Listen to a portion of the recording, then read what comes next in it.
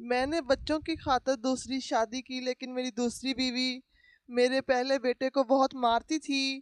میں نے جب بھی پوچھا تو بیٹے نے کہا کہ امی مجھے بہت مارتی ہے۔ بیوی سے پوچھتا تو وہ کہتی کہ میں نے اسے کبھی نہیں مارا، یہ خود اپنے آپ کو نقصان پہنچاتا ہے۔ مجھے سمجھ نہیں آ رہی تھی کہ کس کی بات کا یقین کروں۔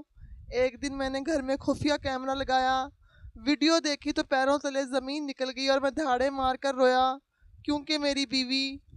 وہ دسمبر کی یخ بستہ اور بے رحم رات تھی جب ہسپتال کی سفید راہداریوں میں گونجتی ہوئی ایمبولینس کے سائرن کی آواز ہمیشہ کے لیے میرے ذہن میں جم گئی۔ مجھے آج بھی یاد ہے کہ کیسے آمنہ نے میری ہتھیلی پر اپنا ٹھنڈا پڑتا ہوا ہاتھ رکھا تھا، اور اس کی آنکھیں جو کبھی زندگی کی چمک سے روشن رہتی تھی، موت کا دھندلا پن اتر رہا تھا۔ اس نے آخری بار اپنی کمزور نگاہیں دروازے کی طرف اٹھائیں، جہاں ہمارا 9 سالہ بیٹا ایسن سہما ہوا کھڑا تھا، جیسے اسے اندازہ ہو گیا ہو کہ اس کی کائنات لٹنے والی ہے۔ آمنہ کے لب کھلے، شاید وہ مجھے ایسن کا خیال رکھنے کا کہنا چاہتی تھی، لیکن الفاظ اس کے حلق میں ہی دم توڑ گئے، اور پھر وہ سیدھی لکیر جو مانیٹر پر چل رہی تھی ایک چیخ کی طرح میرے وجود کو چیر گئی۔ میں ہاشم، جو اپنے آپ کو ایک مضبوط اور باہمت انسان سمجھتا تھا، اس لمحے ریت کی دیوار کی طرح ڈھہ سا گیا۔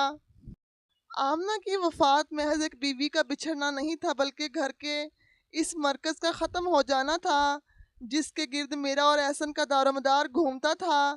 تدفین کے بعد جب لوگ چلے گئے اور گھر میں وہ پرسرار اور کاٹ کھانے والی خاموشی چھا گئی، تو مجھے پہلی بار تنہائی کے لفظ کا اصل مفہوم سمجھ آیا۔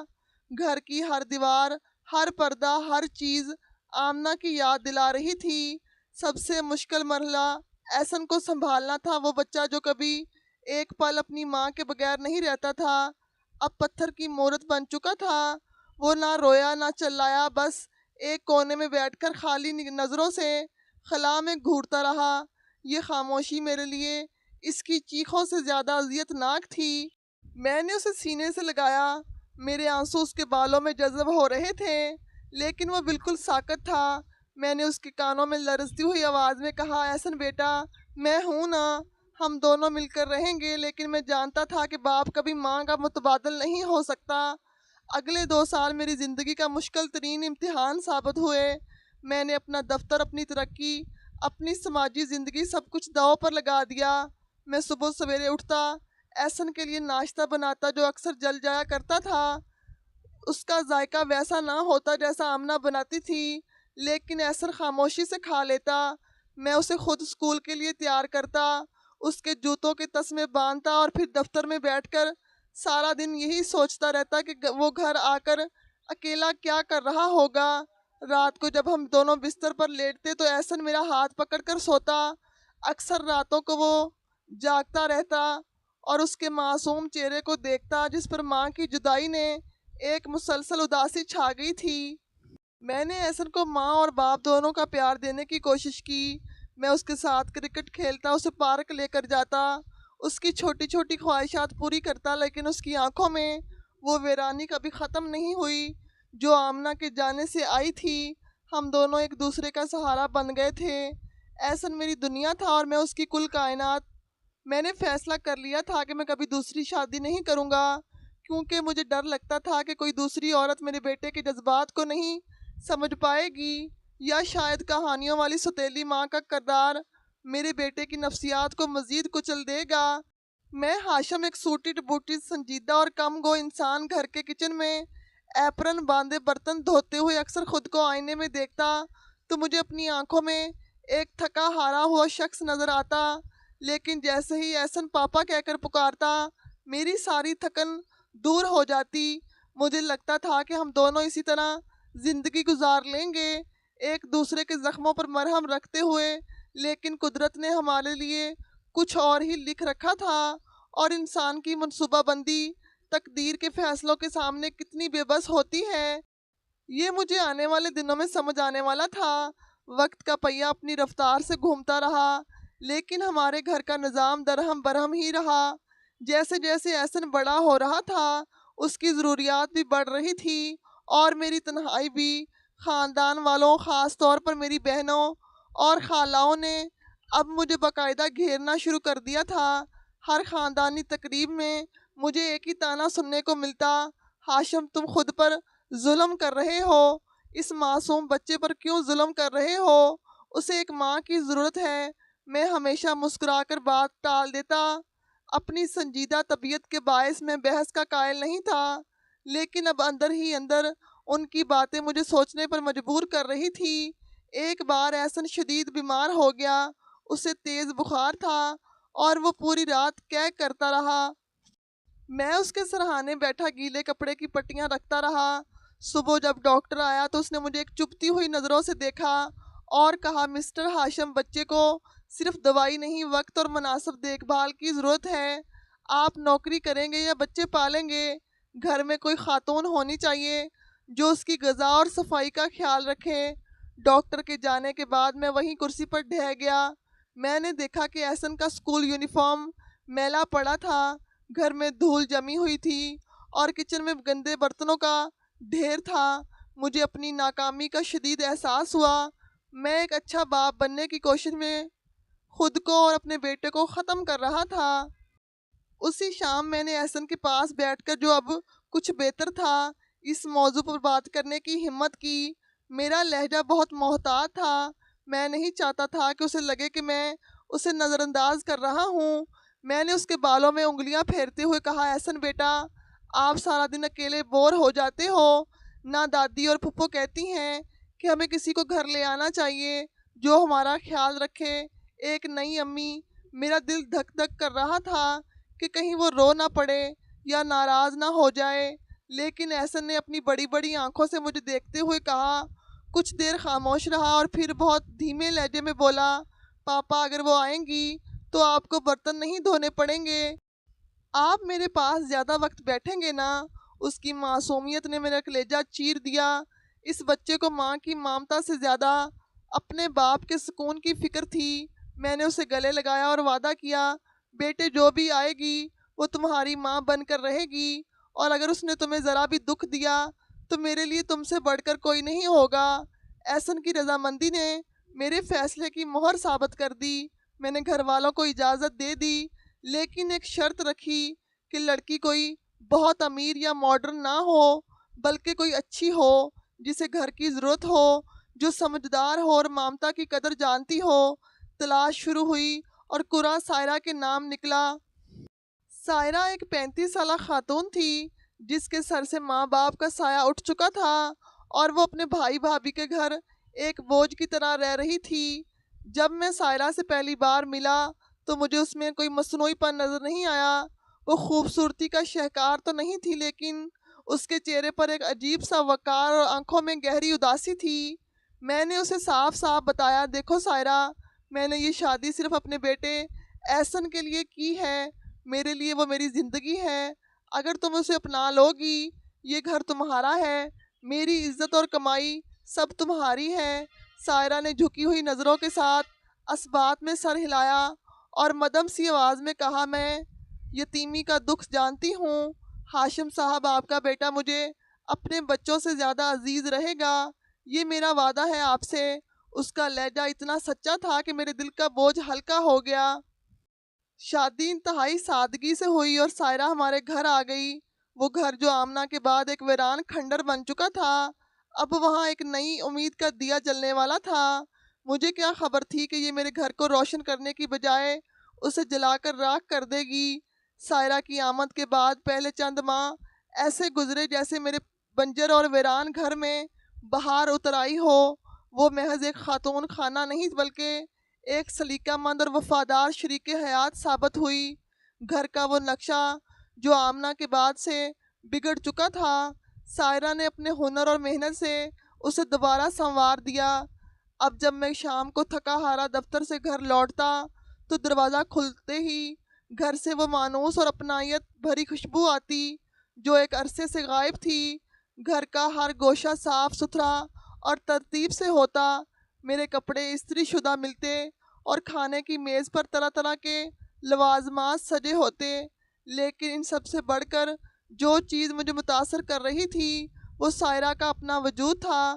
وہ کم گو اور شرمیلی تھی، لیکن اس کی خاموشی میں ایک گہرا سکون تھا۔ شروع کے دنوں میں ہمارے درمیان بات چیت صرف ضروریات تک محدود رہی، لیکن آہستہ آہستہ اس اجنبیت کی دیوار میں دراڑیں پڑنے لگیں۔ مجھے یاد ہے ایک سرد شام جب دن میں بالکونی میں بیٹھا فائلیں دیکھ رہا تھا، سائرہ میرے لیے چائے لے کر آئی۔ اس نے کپ میرے سامنے رکھا تو میں نے دیکھا کہ اس کے ہاتھ کانپ رہے تھے۔ میں نے بے اختیار اس کی طرف دیکھا اور مسکرا کر کہا، سائرہ تم نے اس گھر کو وہ سکون دیا ہے جس کے لیے میں ترس گیا تھا۔ میں تمہارا جتنا شکریہ ادا کروں کم ہے۔ میری بات سن کر اس نے گالوں پر حیا کی سرخی دوڑ گئی اور اس نے اپنی نظریں جھکا لی، لیکن اس پل میں نے اس کی آنکھوں میں اپنے لیے جو احترام اور تابعداری اور چاہت دیکھی، اس نے میرے دل کے کسی ویران کونے میں محبت کی ایک نئی شمع روشن کر دی۔ یہ وہ محبت نہیں تھی جو مجھے آمنہ سے تھی، بلکہ یہ ایک سنجیدہ اور شکر گزاری سے بھرا احساس تھا کہ کوئی ہے جو میری اور میرے گھر کی پرواہ کرتا ہے۔ اب ہم اکثر رات کے کھانے کے بعد کچھ دیر باتیں کرتے، وہ میرے دفتر کی تھکاوٹ کا پوچھتی اور میں اس کے دن بھر کی مصروفیات کا۔ مجھے محسوس ہونے لگا تھا کہ میں اور سائرہ ایک بہترین جوڑا بن رہے ہیں اور میرا فیصلہ غلط نہیں تھا، لیکن اس مثالی اور خوشگوار تصویر میں ایک چیز ایسی تھی جو مجھے اندر ہی اندر کھٹک رہی تھی، اور وہ تھا میرے بیٹے احسن کا رویہ۔ میں نے سوچا تھا کہ احسن سائرہ کے آنے پر خوش ہوگا، لیکن مجھے اس کے رویے میں ایک عجیب سا خوف اور سہم محسوس ہو رہا تھا۔ وہ سائرہ سے بدتمیزی نہیں کرتا، نہ ہی غصہ دکھاتا تھا، بلکہ وہ اس سے ڈرتا تھا۔ جب سائرہ کمرے میں داخل ہوتی تو احسن جو پہلے کھیل رہا ہوتا یا ہنس رہا ہوتا، اچانک چپ ہو جاتا اور سمٹ کر صوفے کے کونے میں گھس جاتا۔ اس کی نظریں سائرہ پر نہیں ہوتی بلکہ فرش پر گڑ جاتی، جیسے وہ کسی بہت سخت پریشانی یا کسی خوفناک اجنبیت کے سامنے بیٹھا ہو۔ شروع میں مجھے لگا کہ یہ صرف ابتدائی جھجک ہے، لیکن وقت گزرنے کے ساتھ ساتھ یہ خوف کم ہونے کی بجائے بڑھتا دکھائی دیا۔ ایک روز ہم تینوں ڈائننگ ٹیبل پر کھانا کھا رہے تھے۔ سائرہ نے پیار سے احسن کی پلیٹ میں بوٹی رکھنے کے لیے ہاتھ بڑھایا تو احسن کا رد عمل اتنا شدید تھا کہ میں چونک گیا۔ جیسے ہی سائرہ کا ہاتھ اس کے قریب آیا، احسن ایک دم پیچھے ہٹا اور اس کا جسم کانپنے لگا۔ اس کی آنکھوں میں ایسا خوف تھا جیسے سائرہ اسے مارنے لگی ہو۔ سائرہ کا ہاتھ ہوا میں ہی رک گیا، اس کا چہرہ فک ہو گیا اور اس نے شرمندگی سے میری طرف دیکھا۔ میں نے فوراً بات سنبھالنے کے لیے کہا، احسن بیٹا، امی صرف کھانا دے رہی ہیں، آپ ڈر کیوں رہے ہیں؟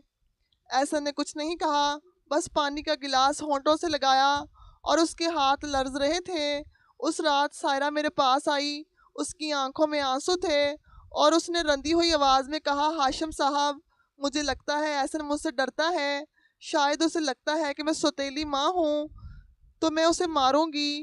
میں نے کبھی اسے اونچی آواز میں بات تک نہیں کی، پھر وہ مجھ سے اتنا خوفزدہ کیوں ہے؟ میں نے سائرہ کے ہاتھ اپنے ہاتھوں میں لیے اور اسے تسلی دی، پاگل مت بنو سائرہ، تم بہت اچھی ماں ہو۔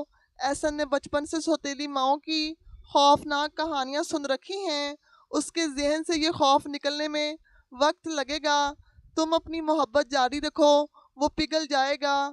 میں سائرہ کو تو تسلی دے رہا تھا، لیکن میرے اپنے دل میں وسوسوں کے سانپ رینگنے لگے تھے۔ مجھے سمجھ نہیں آ رہی تھی کہ حقیقت کیا ہے۔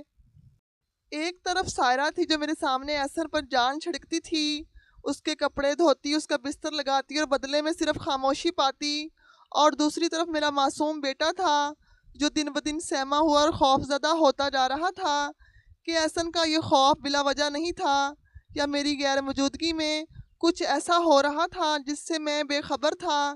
یہ سوال میری خاموشیوں کو دیمک کی طرح چاٹنے لگا تھا، لیکن فی الحال سائرہ کی محبت اور خلوص کا پلڑا بھاری تھا، اس لیے میں نے احسن کے اس خوف کو اس کی بچگانہ نفسیات سمجھ کر نظر انداز کر دیا۔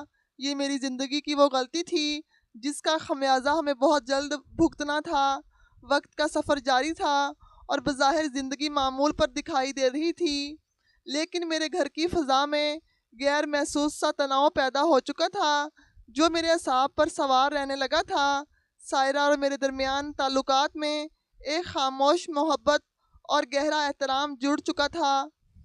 وہ ایک بہترین بیوی ثابت ہو رہی تھی، میری چھوٹی سے چھوٹی ضرورت کا خیال رکھتی، میرے بن کہے میری بات سمجھ جاتی، اور اس کی موجودگی نے میری تنہائی کو شکست دے دی تھی۔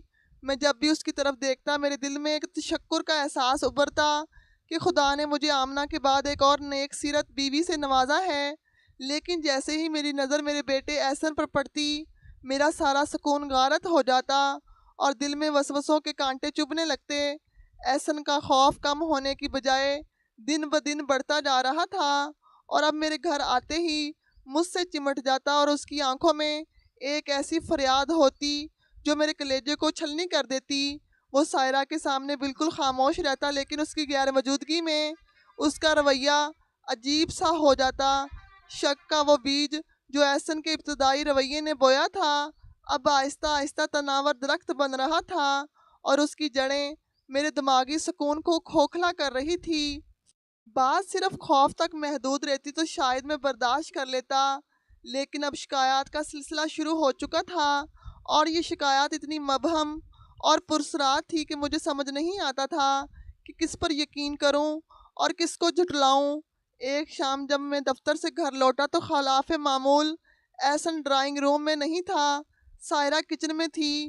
میں سیدھا احسن کے کمرے میں گیا، وہ اپنے بستر پر اوندے منہ لیٹا سسکیاں لے رہا تھا۔ میں نے گھبرا کر اسے سیدھا کیا اور پوچھا، احسن کیا ہوا؟ میرے شیر کو تم رو کیوں رہے ہو؟ اس نے پہلے تو کچھ نہیں کہا، بس اپنی آنکھیں مجھ پر گاڑ دیں۔ پھر وہ دھیمی آواز میں بولا، پاپا مجھے بہت بھوک لگی ہے۔ میں حیران رہ گیا، گھڑی دیکھی تو رات کے 8 بج رہے تھے۔ میں نے غصے اور حیرت سے پوچھا، کیا مطلب؟ امی نے تمہیں کھانا نہیں دیا؟ احسن نے نفی میں سر ہلایا اور پھر سہمے ہوئے انداز میں دروازے کی طرف دیکھا، جیسے اسے ڈر ہو کہ کوئی سن نہ لے۔ اس نے سرگوشی کی، میں نے مانگا تھا لیکن آنٹی نے کہا کہ ابھی پاپا آئیں گے تو سب ساتھ میں کھائیں گے۔ مجھے دوپہر کو بھی بہت تھوڑا کھانا ملا تھا۔ میرا خون کھول اٹھا۔ ایک 11 سالہ بچہ بھوک سے رو رہا ہو اور گھر میں اناج کی کمی نہ ہو، یہ میرے لیے ناقابل برداشت تھا۔ میں غصے کے عالم میں باہر نکلا اور سائرہ کو آواز دی۔ سائرہ ہاتھ پونجتی ہوئی کچن سے نکلی، اس کے چہرے پر وہی روایتی مسکراہٹ تھی، لیکن میرا چہرہ دیکھ کر اس کی مسکراہٹ سمٹ گئی۔ میں نے سختی سے پوچھا، سائرہ احسن کو کھانا کیوں نہیں دیا تم نے؟ بچہ بھوک سے بلک رہا ہے اور تم یہاں اطمینان سے کام کر رہی ہو۔ سائرہ کے چہرے پر حیرت کے تاثرات نمایاں تھے۔ اس نے بوکھلا کر کہا، ہاشم صاحب آپ کیا کہہ رہے ہیں؟ میں نے عصر کے وقت اسے سینڈوچ بنا کر دیے تھے اور ساتھ جوس بھی، اس نے کھائے بھی تھے۔ آپ پلیٹ دیکھ لیں، سنک میں رکھی ہے۔ میں واپس کمرے میں گیا اور احسن سے پوچھا۔ احسن نے معصومیت سے کہا، پاپا وہ تو میں نے ڈر کے مارے کھا لیے تھے، لیکن وہ بہت کڑوے تھے، مجھے لگتا ہے اس میں کچھ خراب تھا، مجھے الٹی آ رہی تھی۔ میں عجیب حیرت کا شکار ہو گیا۔ ایک طرف سائرہ کی حیران کن آنکھیں تھیں جو قسمیں کھا رہی تھی کہ اس نے کھانا دیا ہے، اور دوسری طرف میرا معصوم بچہ جو بھوک سے نڈھال لگ رہا تھا۔ میں نے اس وقت بات کو دبا دیا اور احسن کو خود اپنے ہاتھوں سے کھانا کھلایا، لیکن میرے دل میں سائرہ کے لیے پہلی بار نفرت کی ایک ہلکی سی لہر اٹھی۔ مجھے لگنے لگا کہ شاید سائرہ وہ نہیں ہے جو وہ نظر آتی ہے۔ کیا یہ ممکن ہے کہ وہ میرے سامنے محبت کا ناٹک کرتی ہو اور میری پیٹھ پیچھے میرے بچے کو اذیت دیتی ہو؟ یہ سوچ میرے لیے زہر قاتل تھی۔ اگلے چند دن گھر کا ماحول انتہائی کشیدہ رہا۔ میں سائرہ کی ہر حرکت کو شک کی نگاہ سے دیکھنے لگا۔ وہ بیچاری مجھے خوش کرنے کی کوشش کرتی، لیکن میں اسے کترانے لگا۔ میری اس بے رخی نے سائرہ کو بھی اداس کر دیا۔ ایک رات جب خاموشی بہت گہری تھی، سائرہ نے میری طرف کروٹ لی اور گلو گیر لہجے میں کہا، ہاشم میں محسوس کر رہی ہوں آپ مجھ سے دور ہو رہے ہیں۔ اگر وہ اس سے کوئی غلطی ہوئی ہے تو بتائیں، خدا گواہ ہے میں نے احسن کو کبھی اپنی اولاد سے کم نہیں سمجھا، لیکن مجھے سمجھ نہیں آ رہا کہ وہ مجھ سے اتنا خائف کیوں ہے اور آپ مجھ پر اعتبار کیوں نہیں کر رہے۔ اس کی آنکھوں میں آنسو تیر رہے تھے اور اس کا لہجہ اتنا دردناک تھا کہ میرا دل پسیج گیا۔ مجھے لگا کہ میں شاید غلط کر رہا ہوں۔ میں نے اسے گلے لگایا اور کہا سائرہ میں ایک باپ ہوں، جب میں اپنے بیٹے کی آنکھوں میں خوف دیکھتا ہوں تو میرا دماغ کام کرنا چھوڑ دیتا ہے۔ میں تم سے محبت کرتا ہوں لیکن میں احسن کو بھی دکھی نہیں دیکھ سکتا۔ میں ایک عجیب دوراہے پر کھڑا ہوں۔ اس رات ہم دونوں دیر تک جاگتے رہے، خاموش اپنی اپنی سوچوں میں گم۔ مجھے کیا معلوم تھا کہ یہ تو محض طوفان کا پیش خیمہ تھا، اصل قیامت تو ابھی ٹوٹنا باقی تھی۔ شکایات کا سلسلہ تھما نہیں بلکہ اس میں شدت آتی گئی۔ کبھی احسن کہتا کہ سائرہ نے اسے باتھ روم میں بند کر دیا، کبھی کہتا کہ اس نے اس کا ہوم ورک پھاڑ دیا۔ جب میں سائرہ سے پوچھتا تو وہ قسمیں کھاتی، روتی اور کہتی کہ احسن جھوٹ بول رہا ہے، میں نے ایسا کچھ نہیں کیا۔ اب میں ایک عجیب نفسیاتی دباؤ کا شکار تھا۔ میرا بیٹا جسے میں نے ہمیشہ سچ بولنے کی تربیت دی تھی وہ جھوٹ کیوں بولے گا، اور سائرہ جو اتنی نیک دکھائی دیتی تھی وہ اتنا ظالمانہ رویہ کیسے اختیار کر سکتی ہے۔ میرا جھکاؤ فطری طور پر اپنے خون اپنے بیٹے کی طرف ہونے لگا۔ مجھے لگنے لگا کہ سائرہ ایک دوگلی شخصیت کی مالک ہے۔ یہ خیال میرا اندر سکھائے جا رہا تھا کہ میں نے اپنی خوشی کی خاطر اپنے بیٹے کی زندگی جہنم بنا دی ہے۔ میں دفتر میں بیٹھا گھر کے بارے میں سوچتا رہتا۔ میرا کام متاثر ہونے لگا، میری بھوک اڑ گئی اور میں چڑچڑا ہو گیا۔ احسن کی مظلومیت اور سائرہ کی پرسرار صفائیاں ان دو پارٹیوں کے درمیان میں بری طرح پس رہا تھا۔ گھر جو کبھی سکون کا گہوارہ تھا وہ میرے لیے ایک میدان جنگ بن چکا تھا، جہاں خاموش نفسیاتی وار ہو رہے تھے۔ حالات اس نہر پر پہنچ چکے تھے کہ اب گھر میں سانس لینا بھی دشوار ہو گیا۔ وہ دن میری زندگی کا سیاہ ترین دن ثابت ہوا، جب نفسیاتی دباؤ اور خوف جسمانی تشدد کے الزامات میں بدل گیا۔ میں ہفتے کی دوپہر گھر پر تھا، اپنے کمرے میں لیٹا آرام کرنے کی کوشش کر رہا تھا۔ اچانک باہر سے کسی چیز کے گرنے کی زوردار آواز آئی اور ساتھ ہی احسن کی دل دہلا دینے والی چیخ گونجی۔ میں ننگے پاؤں بھاگتا ہوا لاؤنج میں پہنچا۔ منظر دیکھ کر میرے پیروں تلے زمین نکل گئی۔ احسن فرش پر گرا ہوا تھا، پاس ہی 1 انچ کا گلدان ٹوٹا ہوا تھا اور سائرہ اس کے قریب کھڑی تھی۔ اس کا ہاتھ فضا میں اٹھا ہوا تھا جیسے وہ سنوارنے لگی ہو یا شاید اٹھانے لگی ہو۔ احسن مجھے دیکھتے ہی دھاڑے مار کر رونے لگا اور گھٹنوں کے بل رینگتا ہوا میری ٹانگوں سے لپٹ گیا۔ پاپا بچائیں، یہ مجھے مار دیں گی، انہوں نے مجھے دھکا دیا، پاپا مجھے ان کے پاس نہیں رہنا۔ اس کی آواز میں اتنی دہشت تھی کہ میرا پورا وجود کانپ اٹھا۔ میں نے احسن کو اٹھایا اور سائرہ کی طرف دیکھا۔ میری آنکھوں میں اس وقت محبت نہیں، صرف اور صرف ایک باپ کا انتقامی غضب تھا۔ سائرہ کا رنگ ہلدی کی طرح زرد ہو چکا تھا۔ اس نے لڑکھڑاتی زبان میں کہا نہیں ہاشم، خدا کی قسم میں نے دھکا نہیں دیا، یہ خود گلدان سے ٹکرایا اور گر گیا، میں تو اسے اٹھانے کے لیے آگے بڑھی تھی۔ میں نے چیخ کر کہا بس کرو سائرہ، بس کرو یہ ڈرامہ، کب تک جھوٹ بولو گی؟ میرا بچہ پاگل نہیں ہے، وہ خود کو کیوں گرائے گا؟ تم میری غیر موجودگی میں اس کے ساتھ کیا کرتی ہو؟ مجھے سب سمجھ آ رہا ہے۔ تم اس گھر پر قبضہ کرنا چاہتی ہو، میرے بیٹے کو راستے سے ہٹانا چاہتی ہو نا؟ میرے الفاظ تیروں کی طرح اس پر برس رہے تھے۔ سائرہ پھوٹ پھوٹ کر رونے لگی۔ اس نے ہاتھ جوڑ لیے۔ ہاشم مجھے مت آزمائیں، میں بانجھ ہو سکتی ہوں لیکن میں ظالم نہیں ہوں۔ آپ کا بیٹا جھوٹ بول رہا ہے، یہ مجھ سے نفرت کرتا ہے۔ سائرہ کے منہ سے احسن کے لیے جھوٹا کا لفظ سن کر میرا ضبط ٹوٹ گیا۔ میں نے احسن کو صوفے پر بٹھایا اور اس کا معائنہ کیا۔ اس کی کونی چھل چکی تھی اور بازو پر ایک پرانا نیل کا نشان بھی تھا، جسے دیکھ کر مجھے لگا کہ یہ آج کا نہیں بلکہ روز کا معمول ہے۔ وہ نیل کا نشان میرے لیے حتمی ثبوت بن گیا۔ میں نے نفرت سے سائرہ کی طرف دیکھا اور کہا تمہاری زبان اور تمہارے اعمال میں زمین آسمان کا فرق ہے۔ میں نے تمہیں سر کا تاج بنایا تھا لیکن تم نے میرے اعتماد کا گلا گھونٹ دیا۔ اس رات گھر میں کھانا نہیں بنا۔ احسن میرے ساتھ کمرے میں سویا۔ رات کے کسی پہر میں جاگا تو دیکھا کہ احسن نیند میں بڑبڑا رہا ہے، مت مارو پلیز، مت مارو۔ اس کی پیشانی پسینے سے شرابور تھی۔ میں نے اسے سینے سے لگا لیا اور وہیں اندھیرے میں بیٹھ کر اپنی زندگی کا سب سے مشکل فیصلہ کرنے لگا۔ میرا دل خون کے آنسو رو رہا تھا۔ میں سائرہ سے محبت کرتا تھا، اس کی قربت، اس کا خیال رکھنا، اس کی وہ خاموش رفاقت، مجھے سب کچھ عزیز تھا۔ لیکن کیا وہ اپنی محبت کی قیمت اپنے بیٹے کی معصومیت اور جان دے کر چکا رہا تھا؟ ہرگز نہیں۔ میں نے یہ شادی صرف اور صرف احسن کے لیے کی تھی۔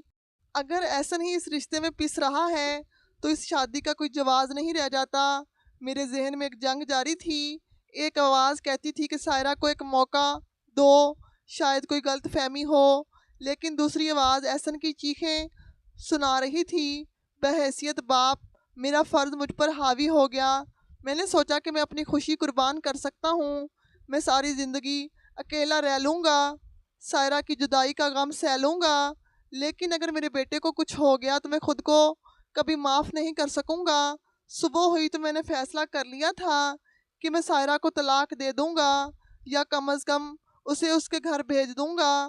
میں ناشتے کی میز پر آیا تو سائرہ وہاں موجود تھی۔ اس کی آنکھیں رونے کی وجہ سے سوجی ہوئی تھی۔ اس نے مجھے دیکھ کر ناشتہ لگانے کی کوشش کی، لیکن میں نے ہاتھ کے اشارے سے روک دیا۔ سائرہ، ہمیں بات کرنی ہوگی۔ میرا لہجہ سپاٹ اور سرد تھا۔ سائرہ کرسی پر بیٹھ گئی۔ وہ شاید جانتی تھی کہ کیا ہونے والا ہے۔ میں نے نظریں چراتے ہوئے کہا، میں مزید یہ تماشا برداشت نہیں کر سکتا۔ میرا بیٹا میری زندگی ہے اور میں اسے روز روز مرتے ہوئے نہیں دیکھ سکتا۔ مجھے لگتا ہے کہ ہمارا ساتھ یہیں تک تھا۔ سائرہ نے کوئی احتجاج نہیں کیا، بس خاموشی سے آنسو بہاتی رہی۔ پھر اس نے ایک ایسی بات کہی جس نے مجھے مزید الجھا دیا۔ اس نے کہا، ہاشم، آپ جو فیصلہ کریں گے مجھے منظور ہے، لیکن خدارا ایک بار صرف ایک بار حقیقت کو اپنی آنکھوں سے دیکھ لیں، پھر بے شک مجھے پھانسی دے دیں۔ جو آپ دیکھ رہے ہیں اور جو حقیقت ہے اس میں بہت فرق ہے۔ اس کے لہجے میں جو یقین اور درد تھا اس نے مجھے ایک بار پھر شش و پنج میں ڈال دیا۔ کیا واقعی میں کچھ نظر انداز کر رہا ہوں؟ کیا واقعی ایسا جھوٹ بول سکتا ہے؟ لیکن ایک بچہ اتنا بڑا ڈرامہ کیسے رچا سکتا ہے؟ اور میں گھر سے دفتر کے لیے نکلا تو میرا دماغ پھٹنے والا تھا۔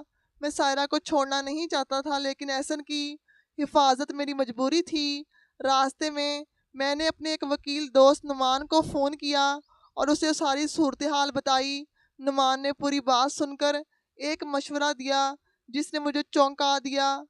اس نے کہا کہ ہاشم، جذبات میں فیصلہ مت کرو، عورتیں بہت شاطر ہوتی ہیں اور بچے بہت جذباتی۔ طلاق بہت بڑا قدم ہے۔ اگر سائرہ واقعی ظالم ہے تو اس کے خلاف ٹھوس ثبوت ہونے چاہیے تاکہ کل کو وہ خاندان میں تمہیں بدنام نہ کر سکے، اور اگر احسن غلط فہمی کا شکار ہے تو یہ بھی پتہ چل جائے گا۔ میرا مشورہ مانو، گھر میں خفیہ کیمرے لگواؤ، دودھ کا دودھ اور پانی کا پانی ہو جائے گا۔ کیمرے کا خیال میرے لیے عجیب تھا، مجھے یہ اپنی بیوی کی جاسوسی لگ رہا تھا، لیکن سائرہ کے آخری الفاظ حقیقت کو اپنی آنکھوں سے دیکھ لیں میرے کانوں میں گونج رہے تھے۔ میں اس کشمکش اور اذیت کو ختم کرنا چاہتا تھا۔ میں جاننا چاہتا تھا کہ اس بند گھر کی چار دیواری میں جب میں نہیں ہوتا تو اصل میں کیا ہوتا ہے۔ اسی لمحے میں نے گاڑی کا رخ الیکٹرانک مارکیٹ کی طرف موڑ دیا۔ مجھے نہیں معلوم تھا کہ جو ٹیکنالوجی میں خریدنے جا رہا ہوں وہ مجھے سکون دے گی یا میری زندگی کو ہمیشہ کے لیے بدل کر رکھ دے گی۔ میں صرف اتنا جانتا تھا کہ مجھے اپنے بیٹے کو بچانا ہے، چاہے اس کی قیمت مجھے سائرہ کو کھو کر ہی کیوں نہ چکانی پڑے۔ الیکٹرانک مارکیٹ کی ہجوم بھری گلیوں سے وہ ننھا سا خفیہ کیمرہ خریدتے وقت میرے وجود پر ایک عجیب سی لرزہ طاری تھی۔ میرے ہاتھ ایسے کانپ رہے تھے جیسے میں کوئی بہت بڑا اور سنگین جرم کرنے جا رہا ہوں۔ میں ہاشم، جو ہمیشہ اصولوں اور باہمی اعتماد پر یقین رکھتا تھا، آج حالات کی ستم ظریفی اور اپنے بیٹے کی محبت میں اتنا مجبور ہو چکا تھا کہ اپنی ہی بیوی، اپنی شریک حیات کی جاسوسی کرنے پر آمادہ تھا۔ یہ محض ایک ڈیجیٹل ڈیوائس نہیں تھی، بلکہ میرے اس اعتماد کی موت کا سامان تھا جو میں نے سائرہ پر کیا تھا، اور میرے اس گھر کے تقدس کی پامالی تھی جسے میں نے بڑے نازوں سے بسایا تھا۔ گھر پہنچ کر میں نے موقع غنیمت جانا جب سائرہ کچن میں رات کے کھانے کی تیاری میں مصروف تھی اور احسن اپنی ٹیوشن پر گیا ہوا تھا۔ میں نے چوری چھپے دل کی دھڑکتی ہوئی رفتار کے ساتھ وہ کیمرہ ٹی وی لاؤنج کے وال کلاک کے اندر اور ایک ایسن کے کمرے میں بک شیلف کے درمیان انتہائی مہارت سے نصب کر دیا تاکہ کسی کی نظر نہ پڑے۔ یہ کام کرتے ہوئے مجھے اپنے آپ سے شدید گھن آ رہی تھی، لیکن پھر ایسن کا وہ سہما ہوا چہرہ، اس کی آنکھوں میں تیرتے ہوئے آنسو، خوف اور اس کے معصوم جسم پر نیل کے وہ بھیانک نشانات مجھے بار بار یہ یاد دلا رہے تھے کہ یہ قدم اٹھانا ناگزیر ہو چکا ہے، کیونکہ سوال اب ایک رشتے کا نہیں بلکہ ایک انسانی جان کا تھا۔ اس رات مجھے نیند نہیں آئی۔ کروٹیں بدلتے ہوئے میں سائرہ کو دیکھتا رہا جو میرے برابر میں پرسکون سو رہی تھی۔ اس کا چہرہ نیند میں اتنا معصوم اور پاکیزہ لگ رہا تھا کہ ایک لمحے کے لیے میرا دل چاہا کہ اسے جگا کر سب کچھ بتا دوں، اپنے گھٹنوں پر سر رکھ کر رو دوں اور معافی مانگ لوں کہ میں تمہارے بارے میں کتنا برا سوچ رہا ہوں، لیکن پھر میرے دماغ کے پردے پر اس کا وہ دوہرا چہرہ لہرا جاتا جو شاید میری غیر موجودگی میں میرے بیٹے کو نوچتا تھا اور اسے ذہنی اذیت دیتا تھا۔ یہ رات میری زندگی کی طویل ترین اور اذیت ناک راتوں میں سے ایک تھی، جب میں شک اور محبت کی جنگ جاری تھی اور میرا ضمیر اس چکی کے دو پارٹوں میں پیس رہا تھا۔ اگلی صبح جب سورج کی کرنیں کھڑکی سے اندر آئیں تو میں جاگتے ہوئے بھی تھکا ہوا تھا۔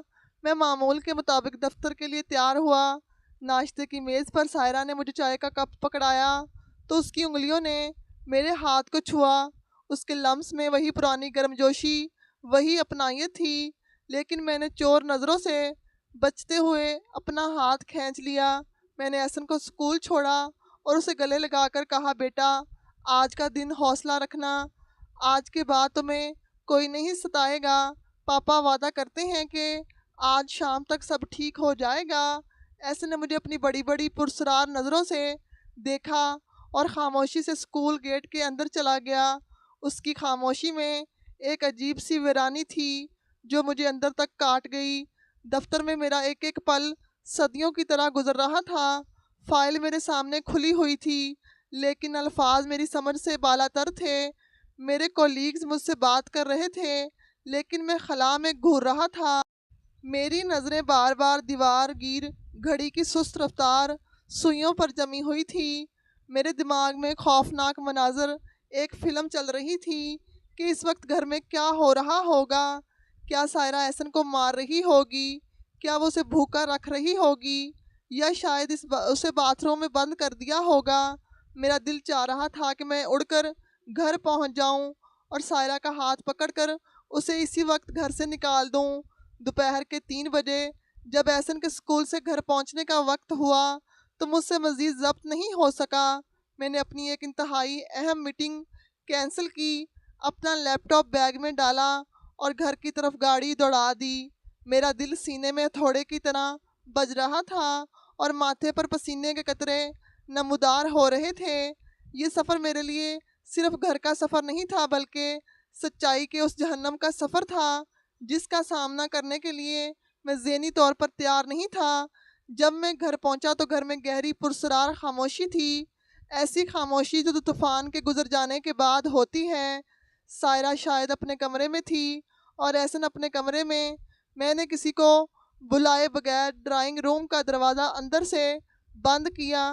ایئر کنڈیشنر کی ٹھنڈک بھی میرے پسینے کو خشک کرنے سے قاصر تھی۔ میں نے اپنا لیپ ٹاپ نکالا اور لرزتے ہوئے ہاتھوں سے میموری کارڈ کنیکٹ کیا۔ سکرین روشن ہوئی اور ویڈیو فائل سامنے آ گئی۔ میں نے گہری سانس لی، آنکھیں بند کر کے خدا سے ہمت مانگی اور ویڈیو پلے کر دی۔ مجھے لگا تھا کہ میں سائرہ کا ظلم دیکھوں گا اور پھر جا کر اسے گھر سے نکال دوں گا، لیکن جو کچھ سکرین پر نمودار ہوا اس نے میری روح تک کو فنا کر کے رکھ دیا اور میرے تمام تر نظریات کو جڑ سے اکھاڑ پھینکا۔ ویڈیو شروع ہوئی تو منظر صاف تھا۔ دوپہر کے 2:30 بج رہے تھے۔ گھر کا مرکزی دروازہ کھلا اور احسن اندر داخل ہوا۔ سائرہ کچن سے فوراً باہر آئی۔ اس کے چہرے پر تھکاوٹ تھی لیکن وہ مسکرا رہی تھی۔ اس کے ہاتھ میں پانی کا گلاس تھا۔ وہ احسن کی طرف بڑی اور بڑے پیار سے، مامتا سے بھرپور لہجے میں کہا، احسن بیٹا آگے بہت گرمی ہے، باہر لاؤ بیگ مجھے دے دو اور ہاتھ منہ دھو لو۔ میں نے تمہارے پسندیدہ نگٹ بنائے ہیں اور ٹھنڈا جوس بھی तैयार है। मैं अपनी सांस रोक कर स्क्रीन पर नज़र जमाए बैठा था। मंजर था कि अब सायरा का लहजा बदलेगा, अब वो पानी का गिलास उसके मुंह पर मारेगी या डांटेगी। लेकिन जो हुआ मेरी तवक्कुत के बिल्कुल बरअक्स था। जैसे ही सायरा ने बैग लेने के लिए हाथ बढ़ाया, मेरे मासूम और सहमे हुए एहसन ने पूरी कुव्वत से अपना भारी स्कूल बैग सायरा के मुंह पर दे मारा। बैग की जिप शायद सायरा के होंठ पर या माथे पर लगी। वो दर्द से कराही और लड़खड़ाकर पीछे सोफे पर गिर गई। पानी का गिलास उसके हाथ से छूटकर कलीन पर गिर गया। मेरी आंखें फटी की फटी रह गई। ये क्या था? मैंने वीडियो को रिवाइंड किया। शायद मुझे देखने में गलती हुई हो, शायद सायरा ने पहले कुछ किया हो, लेकिन नहीं, ये मेरा बेटा ही था जिसके चेहरे पर इस वक्त मासूमियत नहीं बल्कि एक सफाकाराना दरिंदगी और नफरत थी। ऐसी नफरत जो किसी दुश्मन के लिए होती है। ऐसे ने जूते उतारे बगैर सोफे पर छलांग लगाई और सायरा पर चीखा, हट जाओ यहाँ से, मुझे तुम्हारी शक्ल नहीं देखनी। तुम क्यों आई हो मेरे घर? मैंने पापा से कहा भी था कि मुझे तुम नहीं चाहिए, तुम डायन हो। सायरा ने अपने होंठ पर आए हुए खून को दुपट्टे के पल्लू से साफ किया और बजाय गुस्सा करने के, एहसन को मारने के, वो उठ खड़ी हुई और इंतहाई धीमे टूटे हुए लहजे में बोली, बेटा गुस्सा मत करो, तुम्हारा बीपी हाई हो जाएगा, तुम थके हुए हो, आओ खाना खा लो। एहसन मेज़ पर रखी हुई कांच की प्लेट उठाई और ज़ोर से सामने वाली दीवार पर दे मारी। छन करके सारे कांच के टुकड़े हर तरफ बिखर गए।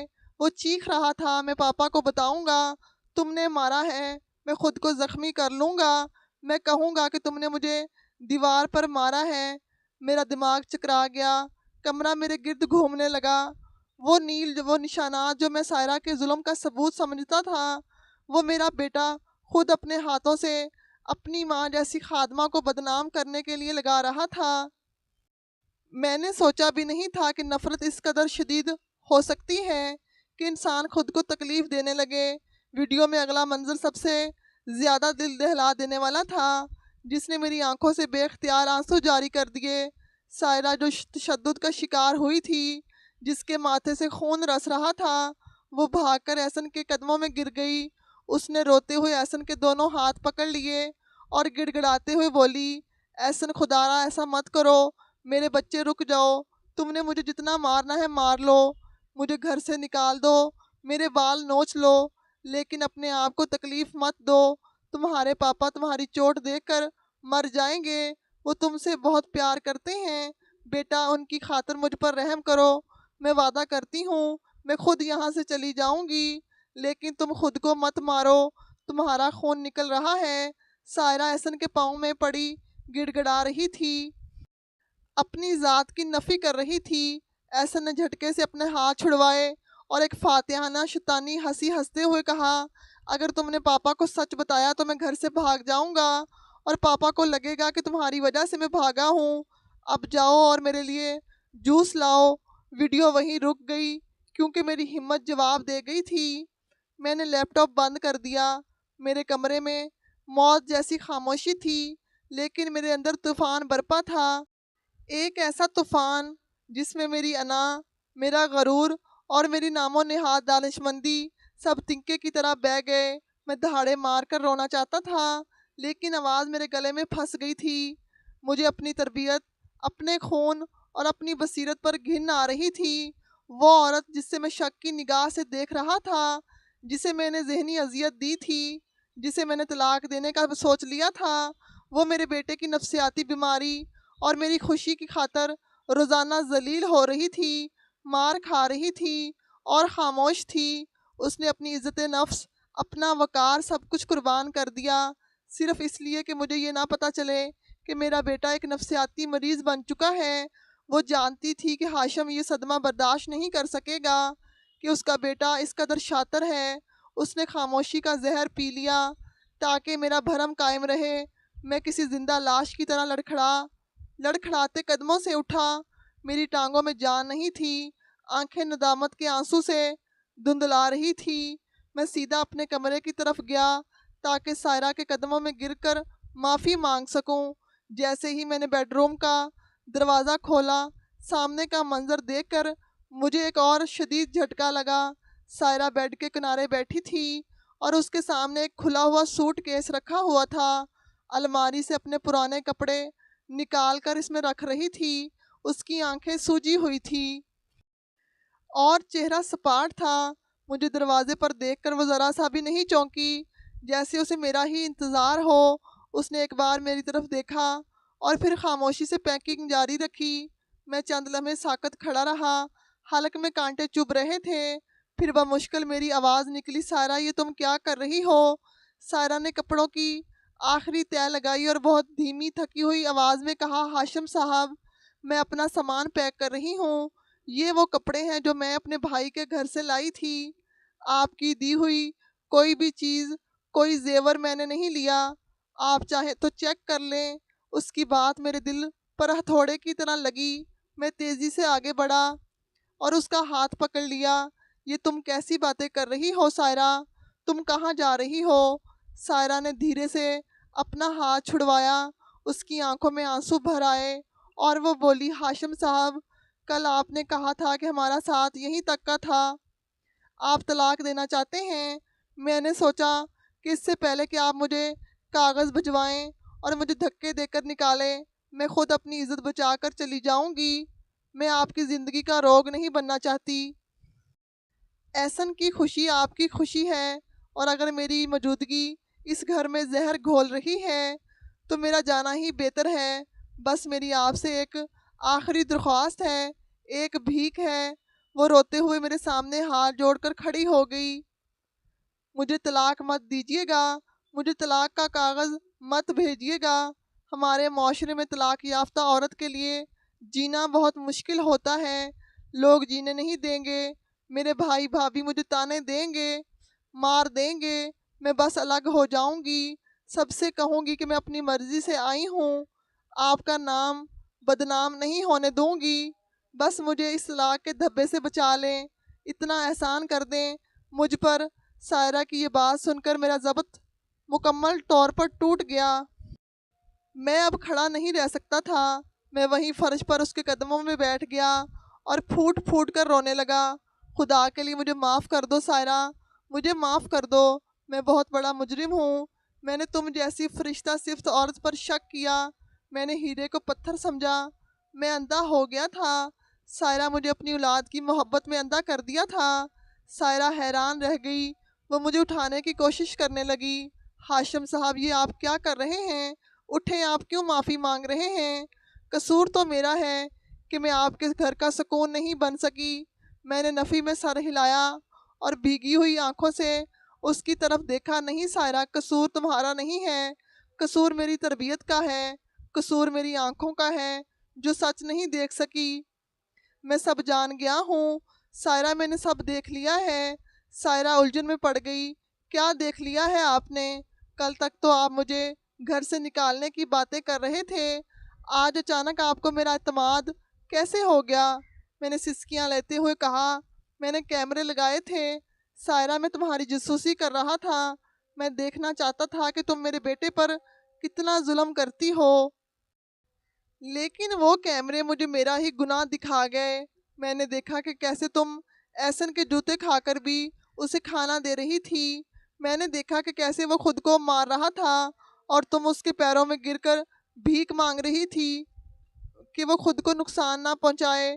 تم اس لیے چپ تھی کہ میں ٹوٹ نہ جاؤں، تم اس لیے ذلیل ہو رہی تھی کہ باپ بیٹے کا رشتہ بچ جائے۔ سائرہ سن کر پتھر کی طرح ساکت ہو گئی۔ اس کی آنکھوں سے آنسوں کی ایک لڑی بہہ نکلی۔ وہ دھیرے سے فرش پر میرے برابر بیٹھ گئی اور بولی، ہاشم صاحب میں کیسے بتاتی آپ کو، آپ کا بیٹا آپ کی جان ہے۔ اگر میں کہتی کہ آپ کا معصوم بچہ ذہنی مریض ہو چکا ہے، وہ شاطر ہو چکا ہے، تو آپ کو لگتا میں سوتیلی ماں ہوں، اس لیے بہتان لگا رہی ہوں، اور اگر آپ مان بھی لیتے تو شاید اس صدمے سے مر جاتے۔ میں نے سوچا میں بری بن کر چلی جاؤں گی تو کم از کم آپ کا بیٹا تو آپ کی نظروں میں معتبر رہے گا۔ میں نے اسے ٹوکا اور مضبوطی سے اس کے کندھے تھام لیے۔ نہیں سائرہ، اب کوئی قربانی نہیں۔ میں اب جان گیا ہوں کہ میرا بیٹا ایک شدید نفسیاتی بیماری کا شکار ہو گیا ہے۔ اسے لگتا ہے کہ تم مجھے اس سے چھین لو گی، اسے خوف ہے کہ میری محبت بٹ جائے گی۔ یہ اس کی بدتمیزی نہیں، اس کی بیماری ہے، اور بیماری کا علاج کیا جاتا ہے، مریض کو چھوڑا نہیں جاتا۔ میں نے سائرہ کی آنکھوں میں آنکھیں ڈال کر کہا، میں احسن کو سمجھاؤں گا، میں اسے ڈاکٹر کے پاس لے کر جاؤں گا، میں اسے اتنا پیار دوں گا اور یقین دلاؤں گا کہ تمہارے آنے سے اس کی جگہ کم نہیں ہوئی، بلکہ اسے ایک اور ماں مل گئی ہے۔ میں اس کے ہمارے رشتے کی نزاکت اور تقدس کا احساس دلاؤں گا۔ مجھے امید ہے، مجھے یقین ہے کہ وہ سمجھ جائے گا۔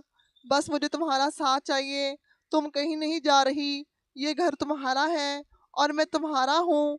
سائرہ کے چہرے پر امید کی ایک کرن جاگی، اس نے کپ کپاتے ہونٹوں سے مسکرانے کی کوشش کی اور کہا، میں آپ کے ساتھ ہوں ہاشم، میں احسن کو ٹھیک کرنے میں آپ کا پورا پورا ساتھ دوں گی، میں اسے اتنی محبت دوں گی کہ اس کے دل سے ہر ڈر نکل جائے گا، میں ہار نہیں مانوں گی۔ ہم دونوں نے وہیں فرش پر بیٹھے ہوئے آنسو اور مسکراہٹ کے درمیان ایک نئے عزم کا احاطہ کیا۔ ہم نے عہد کیا کہ ہم مل کر اس گھر کو دوبارہ بنائیں گے، ہم احسن کو تنہا نہیں چھوڑیں گے اور نہ ہی ایک دوسرے کا ساتھ چھوڑیں گے۔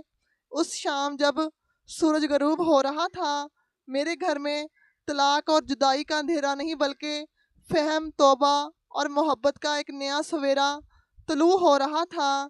مجھے معلوم تھا کہ راستہ گھٹن ہے، احسن کو ٹھیک کرنا آسان نہیں ہوگا، لیکن اب میرے ساتھ سائرہ تھی، میری وہ ڈھال جو خاموشی سے میرے لیے زمانے کے تیر سہ رہی تھی۔ اور جب دو لوگ سچائی اور خلوص کے ساتھ مل جائیں تو کوئی بھی مشکل انہیں شکست نہیں دے سکتی۔ امید کرتے ہیں کہ ہماری آج کی یہ کہانی آپ کو پسند آئی ہوگی۔ پسندیدگی کا بہترین اظہار یہ ہے کہ ہمارے چینل کو لائک، شیئر اور سبسکرائب ضرور کریں۔ جزاک اللہ۔ اللہ حافظ۔